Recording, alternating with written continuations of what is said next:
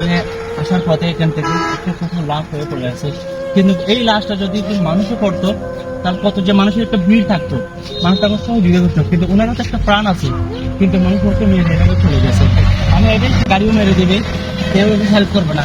তো এটা ইনশাল্লাহ আমরা মানবিক যত নিয়ে কাজ করি, তো আমার খুব কষ্ট লাগছে। তো আমি এগুলো অবশ্যই পা ধরো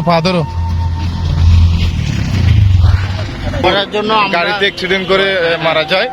আমরা ফজরের নামাজের পরে যদি হাঁটাহাঁটি করি তখন আমরা রাস্তার পাশে দেখতে পাই, এবং হচ্ছে আমাদের লাগলো আর কি আরো গাড়ি এসে তাকে মেরে দিবে এবং দুর্গন্ধ ছড়াবে ঘন্টাখানিকের পরে।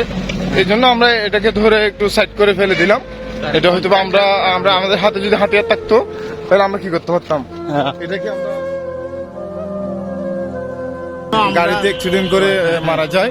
আমরা ফজরের নামাজের পরে যদি হাঁটাহাঁটি করি তখন আমরা রাস্তার পাশে দেখতে পাই, এবং হচ্ছে আমাদের লাগলো আর কি আরো গাড়ি এসে তাকে মেরে দিবে এবং দুর্গন্ধ ছড়াবে ঘন্টাখানিকের পরে। এই জন্য আমরা এটাকে ধরে একটু সাইড করে ফেলে দিলাম। এটা হয়তো আমরা আমাদের হাতে যদি হাতিয়ার থাকতো তাহলে আমরা কি করতে পারতাম। এটাকে আমরা গর্ত করে তাকে মাটি চাপা দিতে পারতাম, সেটা আমরা করতে পারিনি। যদিও করতে না পারলে আমরা কিন্তু অ্যাকসেপ্ট করে সেটাকে যেন দুর্গন্ধ না আসে। ধন্যবাদ, আপনারা দোয়া করবেন মানবিক কাছে।